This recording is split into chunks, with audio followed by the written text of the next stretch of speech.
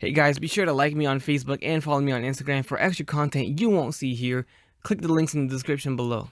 Hey, what's up guys, Ivra back again with another action figure review, and this time we are looking at the Hasbro Marvel Legends X-Men Apocalypse Build-A-Figure. Seems like Hasbro just loves to make awesome X-Men waves because this is, I believe, the third X-Men wave we've gotten, and it's yet another solid set of figures. I mean, all these figures in this wave are just fantastic, just like it was for the Juggernaut wave and the Warlock wave. So I love that they really try hard on the X-Men waves, and maybe it's because they're all comic figures, that could be a thing too, but they really do produce some of their best figures in these X-Men waves, and the build figures are also some of the best too. Juggernaut was one of my favorites, and this Apocalypse one has me a little excited, so let's see how this one looks once we build it together. If you guys want to go ahead and build your own Apocalypse and get the entire wave, I put a link down below where you guys can order it yourself and get yourself a set. Alright, so let's go ahead and build them.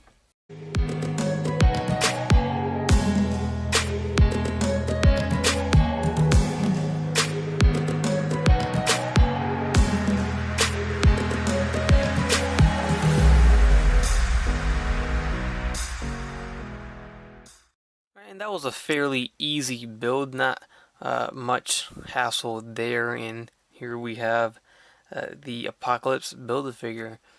And you guys remember when they actually teased this at the convention? I believe it was San Diego Comic-Con.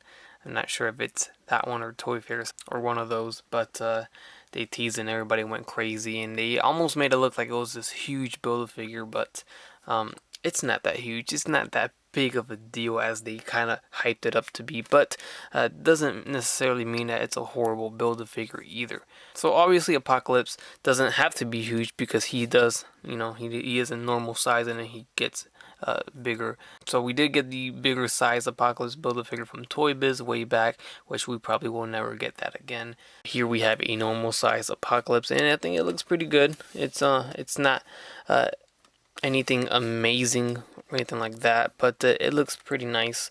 They went ahead and used this marbleized plastic, so the blue is not paint, it's the actual mold, it's the actual plastic. It reminds me of the blue Ironmonger Build-A-Figure from the Iron Man 3 Legends line, just like that. And then the armor pieces are also just demolded plastic, so the shoulder, the neck, the forearm, even the groin and the boots are all plastic. So the only thing that's really painted on this figure is the silver that I can see. Silver on the A, on the bolts, on the boots, and not even these cords back here are painted. These are just these gray molded plastic itself. So that's it. Nothing else is really painted. I think his sides may be painted, but that's about it. Alright, so here is the head sculpt, and I really do like this facial expression. I think they did this very nicely. Lately, they have been giving us accessories with Build-A-Figures and maybe alternate heads, but they did not do so with Apocalypse here. Really wish they did. Would have been nice bonus to have alternate hands or an alternate face as well. But here, you guys can have a closer look at the figure. You can check out the sculpt on the belt and the overall design of it. As you can see, there's not really much paint, like I mentioned, but it doesn't really take away too much. These pieces down here, I would like to mention that they are loose pieces. They just hang around the ankles, so that's pretty nice, I guess.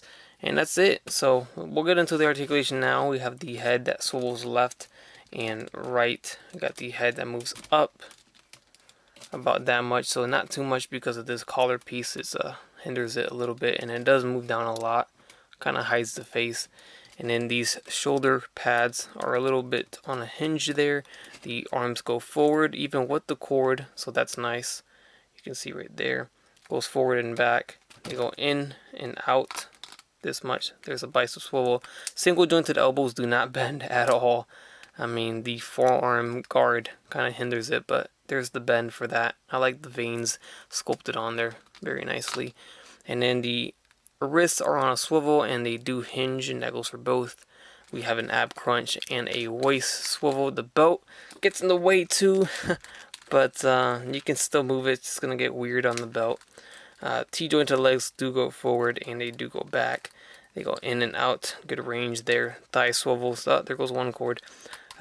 Double jointed knees are really nice. And then the ankles are on a hinge and they pivot. So it's nice that they did make this long enough so that you can raise his arms as wide as you want or as high as you want, and it will not come off unless you really pull them off. But you can see you can stretch them out and it's not gonna come apart, so that's nice. It's a soft plastic, so it's not a bendy wire or anything like that, but it still works pretty good. Let's see how truly big this guy is, and of course he's gonna look huge next to Wolverine over here, almost twice the size of him. And to get a couple more, here's Sabretooth, which is a bigger figure, so he doesn't look too big next to him, but he still towers over him. Magneto over here. And I do want to throw in some other Build-A-Figures. Here is the movie Avengers Thanos, and they pretty much stand the same height. Kind of through the camera looks like Thanos is bigger, but he might be a tad bit taller, I don't know. But they're about the same height. And then we'll get Sasquatch in here to do another Build-A-Figure comparison. And Sasquatch is bigger than Apocalypse here. Alright guys, and there you have it. There is the review of the Marvel Legends X-Men Apocalypse Build-A-Figure. Now there's no denying this figure looks great. It looks nice. It's very good looking, I guess you can say. It looks good on the shelf, but the articulation just isn't there completely. I would love to get this guy to bend his arms more. Unfortunately, they are single joints, and he has the forearm piece, which doesn't even allow him to bend it, not even close to 90 degrees. So, it is quite annoying.